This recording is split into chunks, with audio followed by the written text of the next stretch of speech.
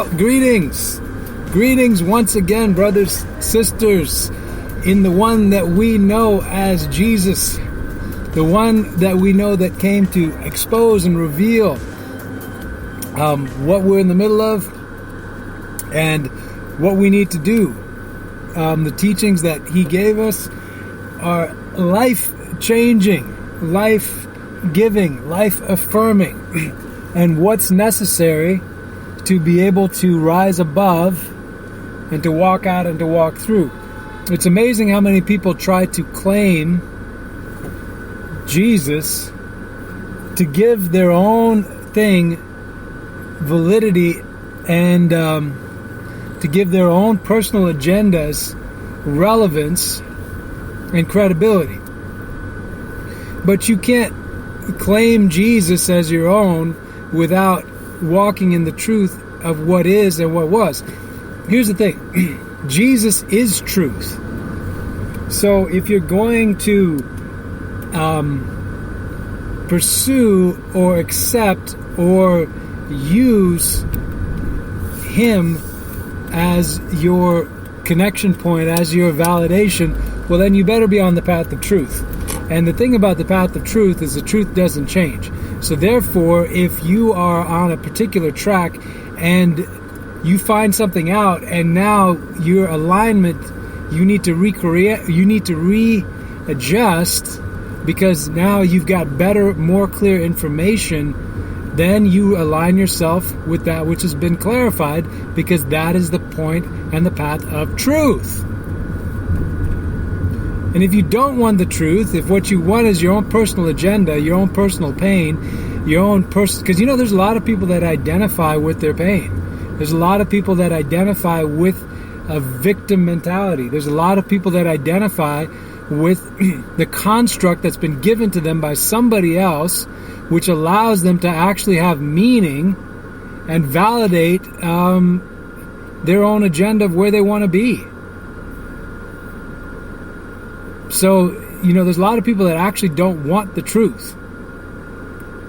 They don't want the truth because the truth is dangerous. The truth now changes things and changes the worldview that they've been living with, and now how they have to relate to it. What do you do when your entire world gets shaken by a new piece of truth you didn't know, but now all of a sudden something becomes known and it changes everything else? I'll give you some examples, and I think I've used a couple of these before. But what do you do? One day you think that you're just some poor person on the street, and then one day you find out that you're a descendant of royalty, and that you've got royal blood in you, and you're an heir to something incredible, but you just never knew it. You just never walked in that. How does that truth, how does that information change the way that you relate to the rest of your days? Would you not be in the pursuit of your inheritance, your heritage, to understand who you truly are, to understand what happened that separated you from your understanding of who you are?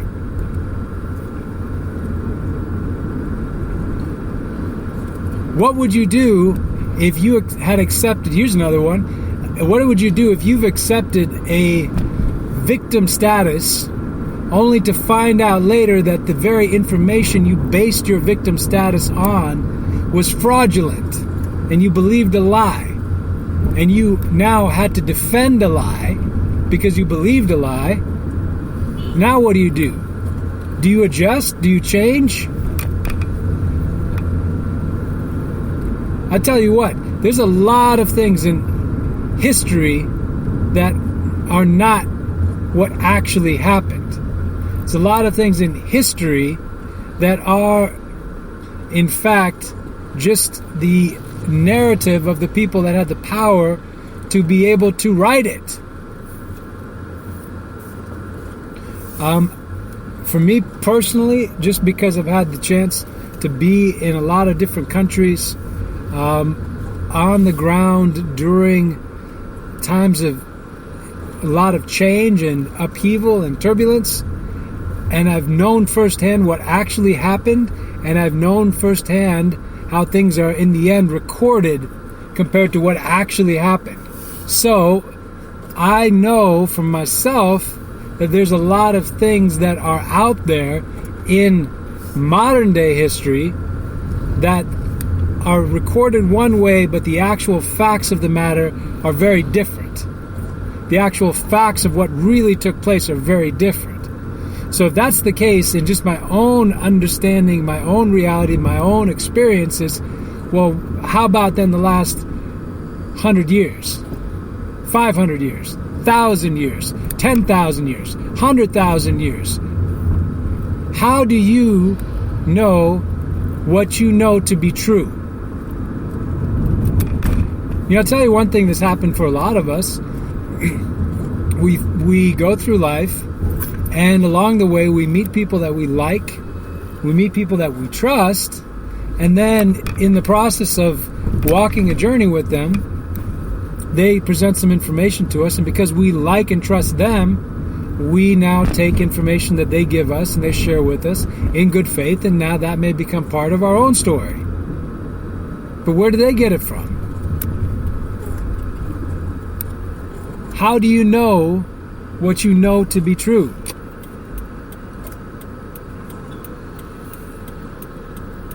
Just ask that. It's not, that shouldn't, if you're on the path of truth, that shouldn't scare you. That shouldn't be something for you to now be defensive about. That should be something for you to have a question. Now, in Jesus' words, the kingdom is within. So as you go within, and as you hold on to nothing more than that which is true and that which is real, you've got a filter whereby things can be put up against and see how do they pass? Do they make it past that filter or not? And sometimes it may take a little while. You may have some information, but it may take a little bit to really see what it truly is. You have a question, you have a concern, and you put that before your Father, and He clarifies it as you go forward.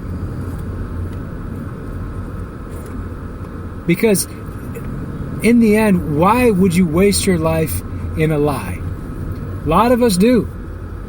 A lot of us in this life and in this world have wasted a lot of time and a lot of energy in a lie.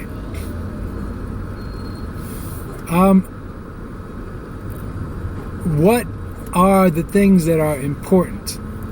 What are the things that are worth spending your energy, your time, your resource, your treasure on?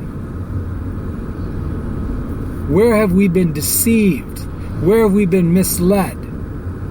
For agendas, for people's desires, and for spiritual entities' desires to control. The more that we're in this paradigm, the more it becomes obvious that this is not a fixed reality. I mean, we've been talking about this for a while, but we'll speak about it again. But this reality is very pliable. It's not fixed. This is a paradigm that involves our primary consciousness right now, that's here, but this is not all there is by any means. And this paradigm is pliable, is malleable, can be shaped, can be fashioned, can be turned into whatever. And, for us to understand that, you then start to understand why the world does what it does. Here's a question. Why does the world work so hard to bombard your mind continuously with negativity, negative thoughts, negative news stories, keep you in fear, keep you worried and perplexed about everything? Why? There's a reason for it, because that's a heavy investment to get that in front of you. So that in the end of the day, your mindset is negative. Your thought process is negative. Your words coming out of your own mouth reinforcing that paradigm are negative. Which is the reason they invest in that in the first place. Even like a lot of alternative news, here's one of my issues there.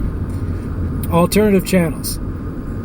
Well, one of my problems there is that by and large, the mainstream puts out something and all the alternative news does is comments on what the mainstream just put out. Meaning the conversation is always shaped by the mainstream narrative in the first place. So here's something now you need to talk about. And then the alternative news network will then put out the counter to that thing or their take on it. Okay, why not? Why is it that the people, the true humans on this earth, the true created beings that have the Spirit of the living God within them, why is it that we are not the ones creating the narrative, creating the conversation, shaping the dialogue, that the rest of them have to now respond to? Why is it that they are the ones that put out, and then we see then other people basically just commenting on that? So what's the conversation for the day? Well, let's see what the mainstream puts out, and then let's see what the counter is to that. I tell you what, there's so many other things out there that could be the conversation. But they deliberately want to keep you engaged in a particular thought process. Because, and here's part of what I see in that, because in you is the power to create.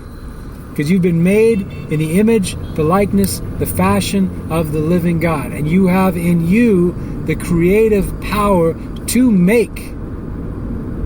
It's synthesized through you. It happens through you.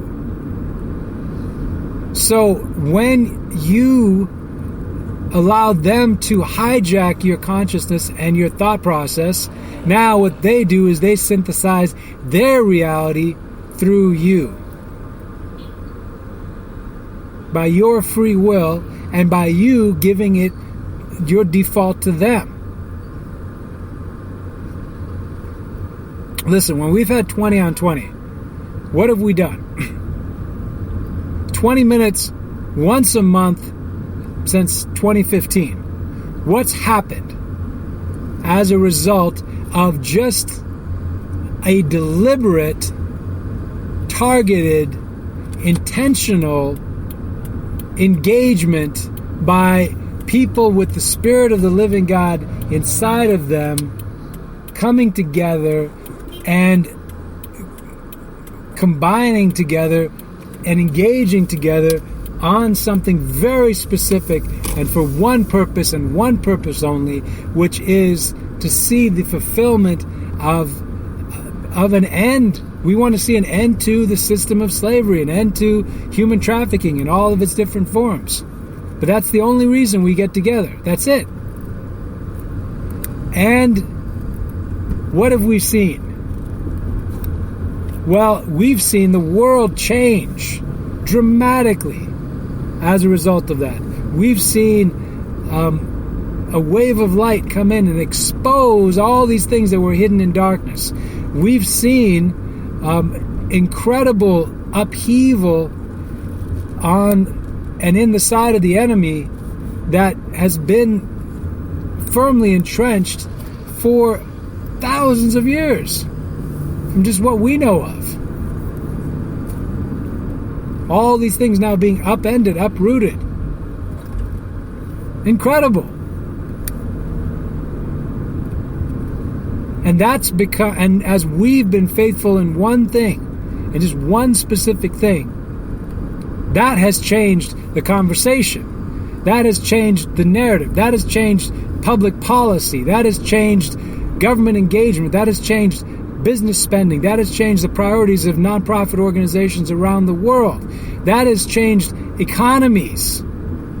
That has changed this entire paradigm. Just that one deliberate action that we all took together. Imagine how many other things would change.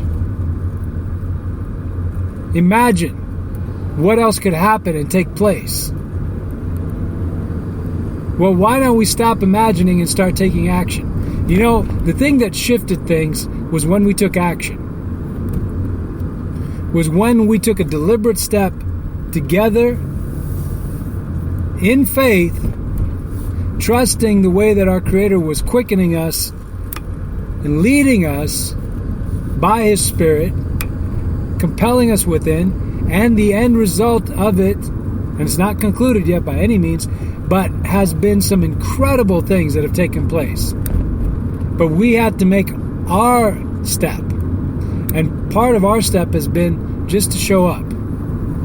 Just to be available. You understand? You know, I think too often we allow for... We become passive. And we just become passive engagers. We don't really engage in what needs to be done.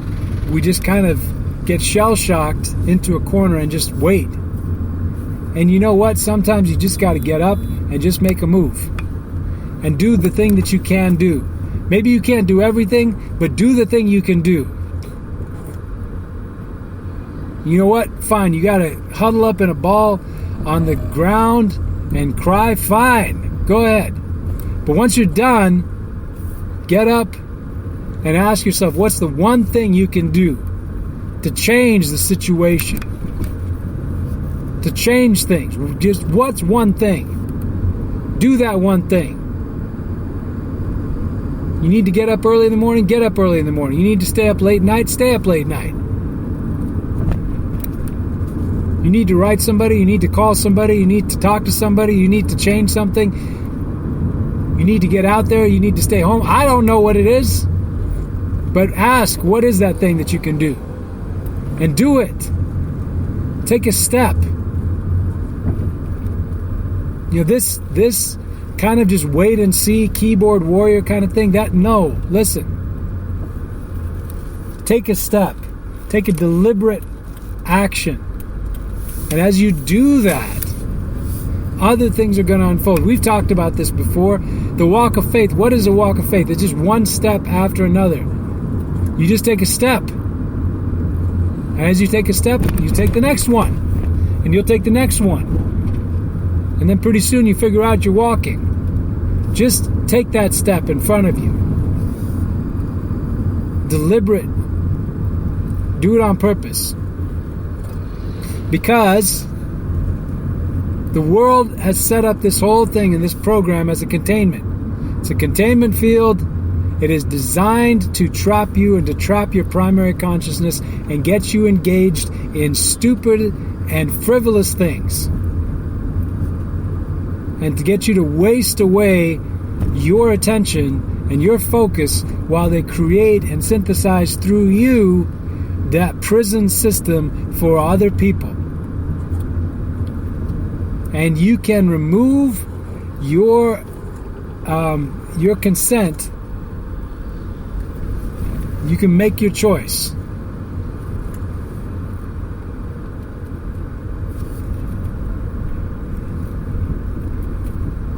You need to know what you're in the middle of here. And you know, the other thing too is I'm more and more convinced that this is a continuum. That, you know, there's people have a lot of thoughts about this means this and this means this. Listen, right now is the moment you have. And we can get very caught up in this means this and this means this and that. Fine. But this is your moment right now. So what are you going to do with it? What are you going to do with the moment that you have? What will you make out of it? What will you do with it? Are you one with I am right now? Or is this something that you're trying to attain to? Is he something over there? Or are you one with him right now? Do you understand the difference? Because the way the world is set up, they want to keep you always perpetually looking for him to be something over there. Something over there. And you need to do this or you need to do that to be able to connect with that which is over there and distant and far from you and you're separate from. That is hogwash. You are one with the Father. He is in you. His spirit, his life lives in you. It is the very fact that the Spirit of the living God is in you that they try to game you and to enslave you. Because they don't have that in them and they want that power. And so it's through ignorance and through deception and through all these attempted constructs of your own life to try to put you into a position where they can drain and siphon the life off of you. Stop it. Be the steward of your own soul. You are nobody's victim. You rise up, you make a change, you shift things. It may have been that way, but not anymore. Not anymore. You're done with it. How do you shift things? You do. You just do. Change your pattern. Change your pattern. Change your situation. Change your thought process. How do you think about these things?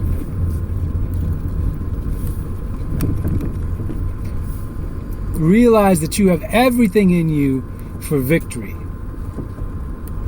Begin to make steps and decisions and choices in line with that victory.